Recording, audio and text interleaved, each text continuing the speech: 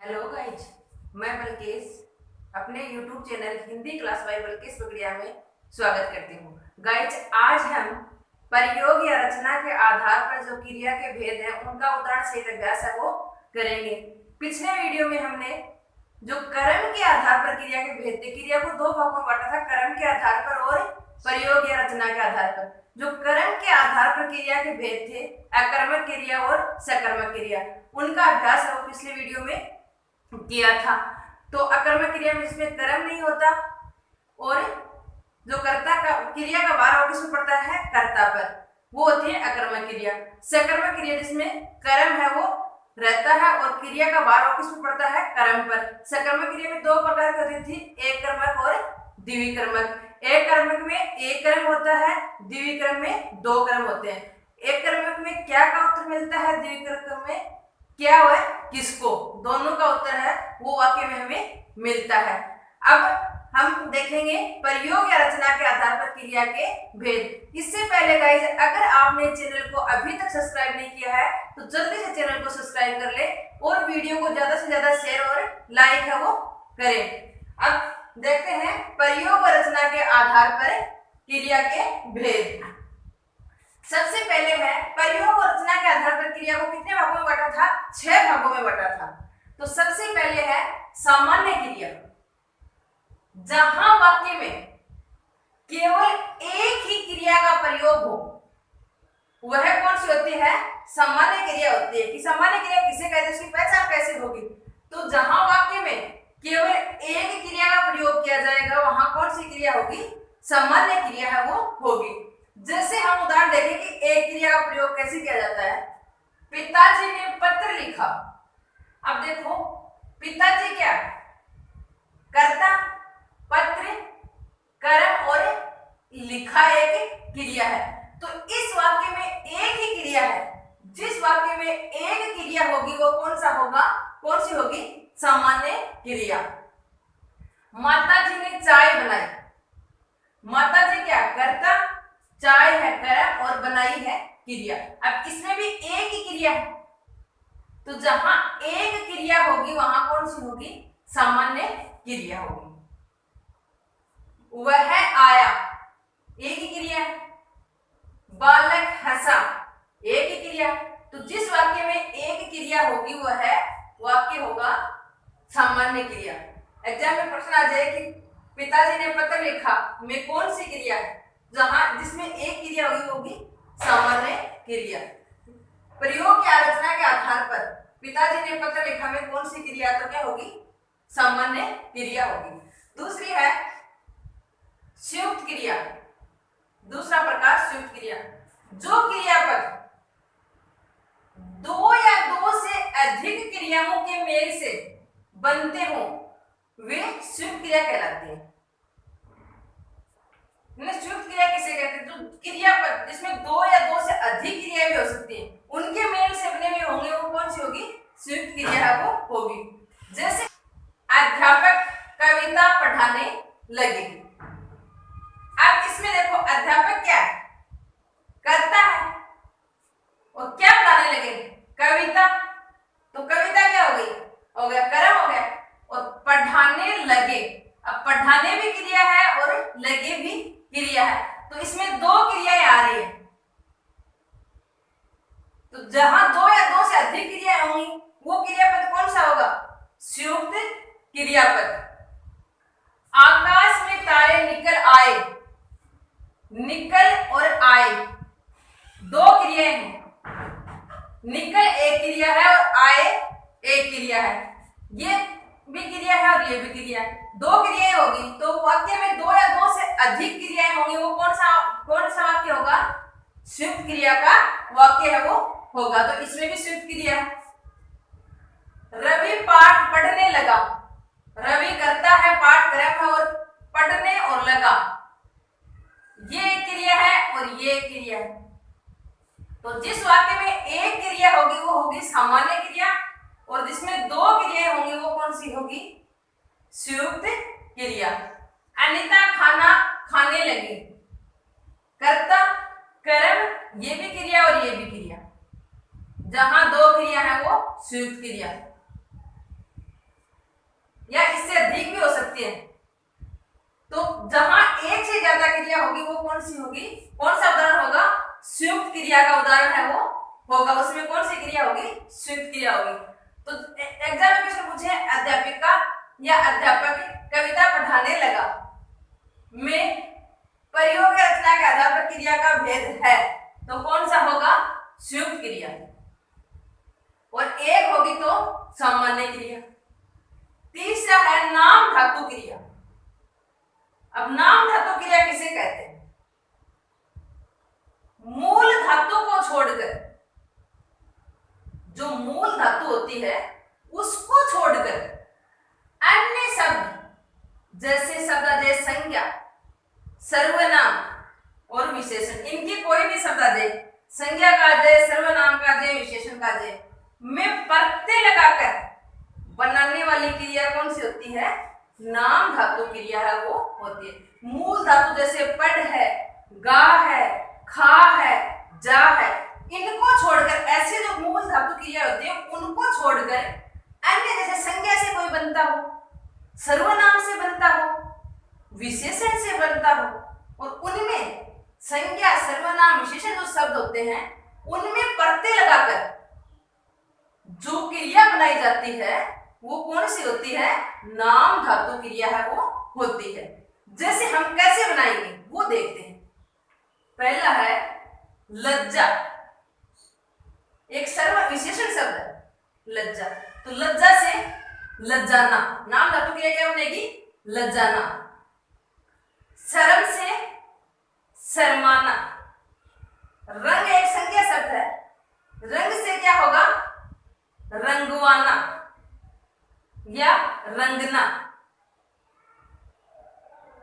अपना एक सर्वनाम शब्द है, अपनाना, इससे नाम धातु बनाएंगे क्या हो जाएगी, अपनाना। ऐसे संज्ञा, सर्वनाम और विशेषण शब्दों के प्रत्यय लगाकर जो क्रिया बनाई जाती है वो क्रिया कौन सी होती है, नाम धातु क्रिया होती है। तो हम देखें जैसे जिसमें एक क्रिया आएगी वो कौन सी होगी, सामान्य क्रिया। जिसमें एक या एक से अधिक क्रिया का प्रयोग होगा वो कौन सी होगी वाक्य में, संयुक्त क्रिया। तथा संज्ञा, सर्वनाम और विशेषण के बाद प्रत्यय लगाकर जो क्रिया बनाई जाएगी वो कौन सी होगी, नाम धातु क्रिया। ऐसे ही देखो शब्द है गरम। अब गरम शब्द से हम नाम धातु क्रिया बनाएंगे तो क्या बनेगी, गरमाना। चक्कर, चकराना। नरम, नरमाना। इसमें क्या लग जाएगी, प्रत्यय लग जाएंगे, और प्रत्यय लगाकर संज्ञा, सर्वनाम और विशेषण शब्दों के प्रत्यय लगाकर जो क्रिया बनाई जाएगी उस क्रिया को नाम धातु क्रिया कहते हैं। जैसे उदाहरण देखें, मैंने कपड़े रंगवाए। अब ये रंगवाए है, ये किससे बना है, रंग से बना है, तो ये क्या है, एक नाम धातु क्रिया है। रमेश का दिमाग चकराने लगा। चक्कर से क्या बना है, चकराना या चकराने, तो ये क्या है, नाम धातु क्रिया। मुझ पर दर्द से फिल्माया गया। ये फिल्माया शब्द है, ये किससे बना, फिल्म से बना है। आगे प्रत्यय लगा क्या बना दिया, फिल्माया, तो ये क्या है, नाम धातु क्रिया है। तो गाइज जिस वाक्य में संज्ञा, सर्वनाम, मूल धातु को छोड़कर संज्ञा, सर्वनाम और विशेषण के बाद प्रत्यय लगाकर जो क्रिया बनाई जाएगी वो कौन सी होगी, नाम धातु क्रिया होगी। जैसे फिल्माया, चकराया ने, रंगवाया, या से गरमाया, ये जो शब्द आएंगे ये किस में आएंगे, नाम धातु क्रिया में। ऐसे अनेक शब्द जो संज्ञा, सर्वनाम और विशेषण के बाद प्रत्यय लगाकर बनाए जाते हैं वो सब नाम धातु क्रिया में है, वो आते हैं। अब अगली है 4 नंबर, 3 हमने कर ली संयुक्त क्रिया, सामान्य क्रिया और नाम धातु क्रिया। सामान्य क्रिया में एक क्रिया होती है, संयुक्त क्रिया में 2 या 2 से अधिक क्रियाएं होती है वाक्य में, और नाम धातु क्रिया में संज्ञा, सर्वनाम और विशेष शब्दों के प्रत्यय लगाकर बनाई जाती है वो कौन सी होती है, नाम धातु क्रिया। अब हम करेंगे चौथी क्रिया। चौथी क्रिया गाइस है प्रेरणार्थक क्रिया। क्रिया किसे कहते हैं? तो जिस क्रिया में यह पता चले कि कर्ता स्वयं क्रिया न करके किसी अन्य को उस कार्य को करने के लिए कह रहा, वो कौन सी होती है? प्रेरणार्थक क्रिया। कि जो करता है वो काम स्वयं नहीं करता और किसी दूसरे से करवा रहा है, दूसरे को कहकर वो कार्य है वो करवा रहा है। तो ऐसी क्रिया होती है वो कौन सी होती है? प्रेरणार्थक क्रिया है वो होती है। जैसे कैसे बनाते हैं प्रेरणार्थक क्रिया, कैसे बनती है? शब्द है, ये शब्द है और ये है प्रेरणार्थक क्रिया से बनी हुई। जैसे शब्द है काटना, इससे हम प्रेरणार्थक क्रिया में क्या बनेगी? कटवाना, यानी किसी दूसरे से करवा रहा है। देना तो खुद के लिए हो गया, दिलवाना किसी दूसरे से दिलवा रहा है। चलना खुद हो गया, चलवाना दूसरे से करवा रहा है। पढ़ना खुद हो गया, पढ़वाना किसी दूसरे से करवा रहा है। जगना खुद जग रहा, जगवाना किसी दूसरे से को भेज रहा है। खाना खुद खा रहा, खिलवाना किसी और से खिलवा रहा है। करना या करवाना, करना खुद है और करवाना किसी दूसरे, तो किसी दूसरे की सहायता से या किसी दूसरे को कहकर कार्य करवाएगा, वो कौन सी होगी? प्रेरणार्थक क्रिया है वो होगी। ऐसे अनेक शब्द जिससे प्रेरणार्थक क्रिया है वो बनाई है जाती है। प्रेरणार्थक क्रिया के उदाहरण कि प्रेरणार्थक क्रिया कैसे है वो होती है। अब देखो, बालिका अपनी माता से खाना बनवाती है। अब ये खाना खुद नहीं बना के किससे बनवा रही है? अपनी माता से बनवा रही है। खुद बनाती तो प्रेरणार्थक क्रिया नहीं होती, किसी दूसरे से करवा रही है, तो कौन सी होगी? बनवाती है प्रेरणार्थक क्रिया।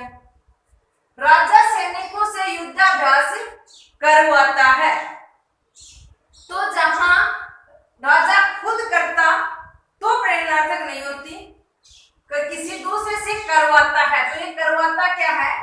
प्रेरणार्थक क्रिया है वो है। मोहन ने नाई से दूब कटवाई, ये कटवाई क्या है? प्रेरणार्थक क्रिया। खुद काटता तो नहीं होती, किसी दूसरे नाई से कटवा रहा है, किसी दूसरे को कहकर वो कार्य है वो करवा रहा है, तो कौन सी होगी? प्रेरणार्थक क्रिया। ऐसे ही अध्यापक ने बच्चों से पाठ पढ़वाया, कौन सी होगी? प्रेरणार्थक क्रिया। रमेश ने दिनेश से गाड़ी चलवाई, प्रेरणार्थक क्रिया। या हम कहते हैं मैंने नाई से बाल कटवाए। सुरेश ने दिनेश से पुस्तक दिलवाई। तो यहां जहां ये क्रिया होगी वहां कौन सी होगी? प्रेरणार्थक क्रिया है वह होगी। और इसमें वाता और वाती और वाला ये शब्द है, ये लगभग अंत में है वो आते हैं। क्रिया के अंत में वाता, वाती और वाला ये शब्द लगभग है वो आते हैं, इनका ध्यान वो रख लेना। ये जहां आएंगे वहां कौन सी होगी? प्रेरणार्थक क्रिया है वो होगी। अब देखते हैं अगली पूर्वकालीन क्रिया। 5 नंबर है प्रयोग के आधार पर पूर्वकालीन क्रिया। अब गाइस, पूर्वकालीन क्रिया क्या होती है? मूल क्रिया से पहले होने वाली क्रिया की जो मुख्य क्रिया है उससे पहले होने वाली क्रिया, या जहां एक क्रिया खत्म होते ही दूसरी शुरू हो जाती है, तो पहले वाली क्रिया कौन सी होती है? पूर्वकालीन क्रिया वो होती है। कहने का मतलब कि या तो मूल क्रिया हो, उससे पहले की क्रिया हो, वो कौन सी होगी? पूर्वकालीन। या एक क्रिया खत्म होते ही दूसरी शुरू हो जाएगी, तो पहले कौन सी हो जाएगी? पूर्वकालीन क्रिया है वो हो जाएगी। अब देखते हैं कि कैसे होती है, उदाहरण कैसे आएगा, उसको हम कैसे पहचानेंगे कि पूर्वकालीन क्रिया इसमें कौन सी है। जैसे बच्चा दूध पीकर सो गया। बच्चा क्या है? कर्ता। दूध क्या है? कर्म है। ये क्या है? कर्ता। ये क्या है गर्म। अब पीकर सो गया, ये भी क्रिया है और ये भी क्रिया। अब इस क्रिया से सो गया मुख्य क्रिया या मूल क्रिया, इससे पहले वाली क्रिया है वो कौन सी होगी, पूर्वकालीन क्रिया है वो होगी। जैसे एग्जाम में क्वेश्चन पूछा जाए बच्चा दूध पीकर सो गया में पूर्वकालीन क्रिया है, तो पूर्वकालीन क्रिया कौन सी होगी, पीकर शब्द है ये क्या होगी, पूर्वकालीन क्रिया है ये होगी। और सो गया क्या हो जाएगी, मुख्य क्रिया है वो हो जाएगी, यानी मूल क्रिया है वो हो जाएगी। या ऐसे पूछे कि बच्चा दूध पीकर सो गया में मूल क्रिया, तो मूल क्रिया तो होगी सो गया और पूर्वकालीन होगी पीकर। ऐसे ही नौकर काम करके चला गया, एक क्रिया तो है करके और एक है चला गया। अब ये है मूल क्रिया, तो इससे पहले वाली क्रिया, अब ये क्रिया खत्म होते करके से दूसरी चालू होगी चला गया, तो इससे पहले वाली क्रिया होगी वो कौन सी होगी, पूर्वकालीन क्रिया होगी। तो अगर एग्जाम में पूर्वकालीन पूछेंगे तो इसमें कौन सी होगी,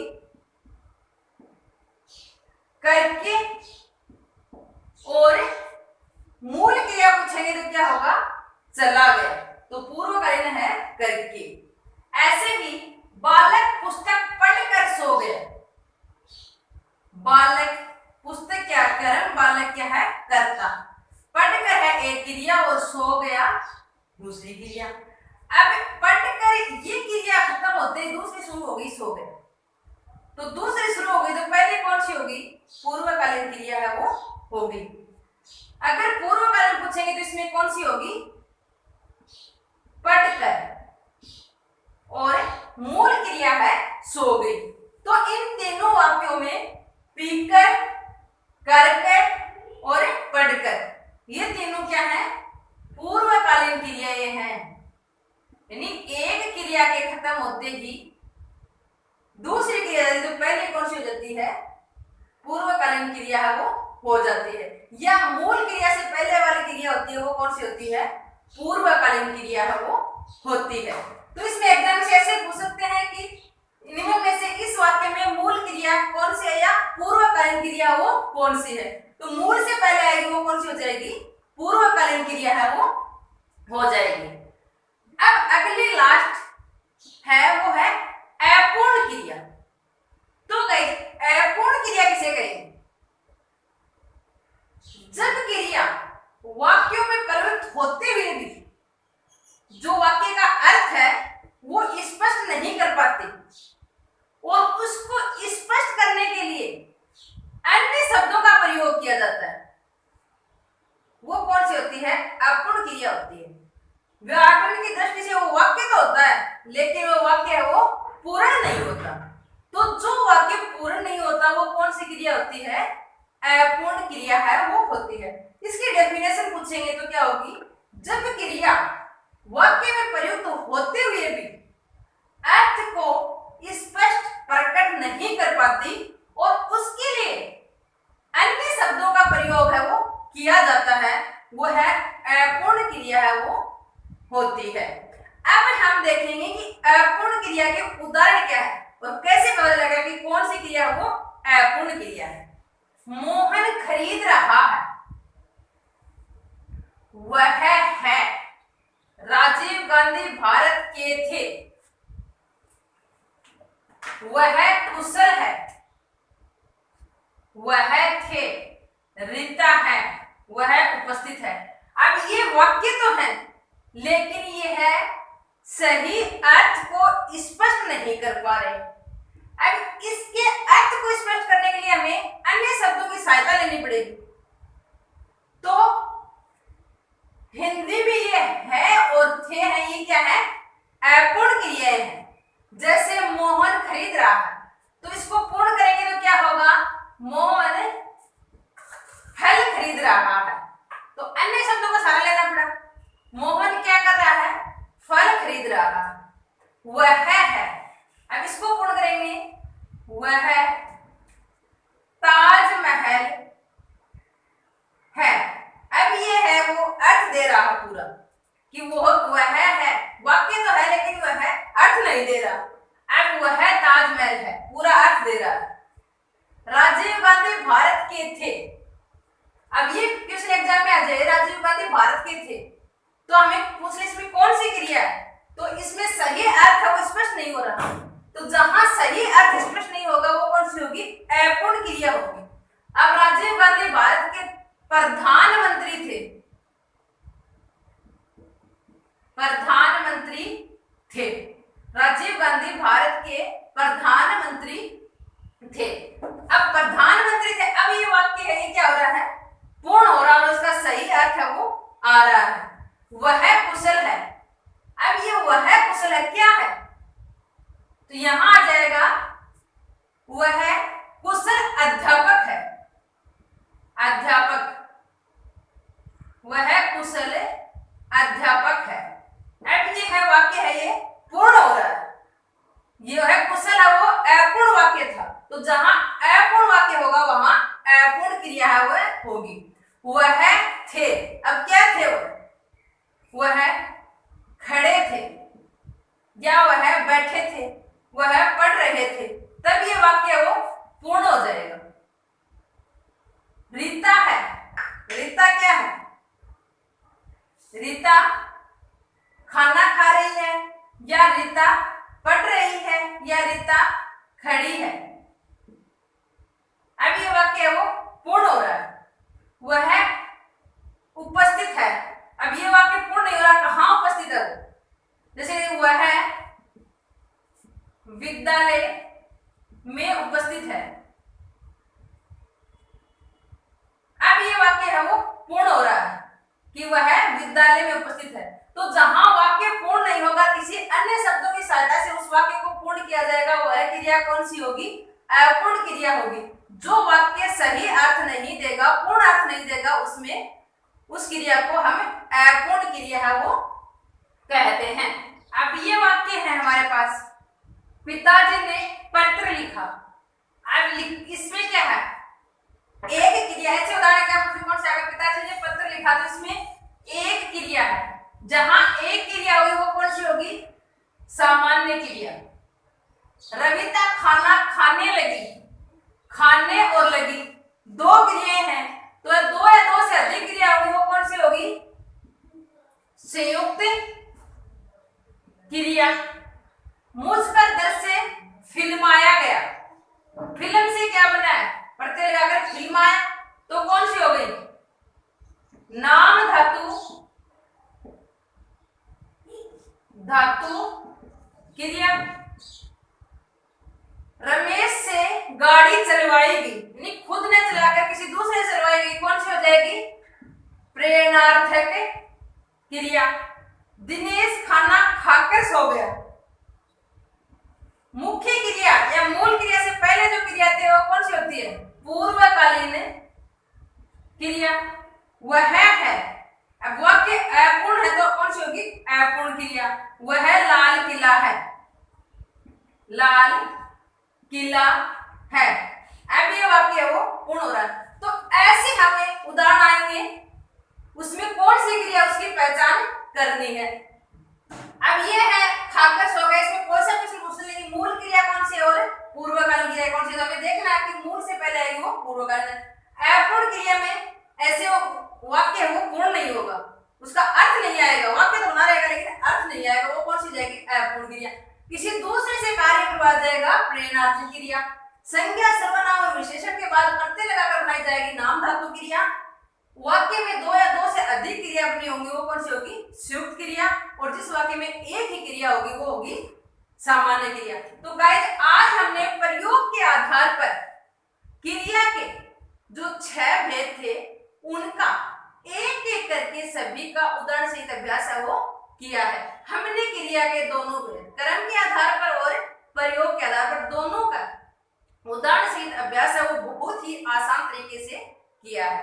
अब गाइस हम अगले वीडियो में जो क्रिया से संबंधित क्वेश्चन है वो बनते हैं और कैसे वो एग्जाम में पूछे जाते हैं उनका अभ्यास है वो करेंगे।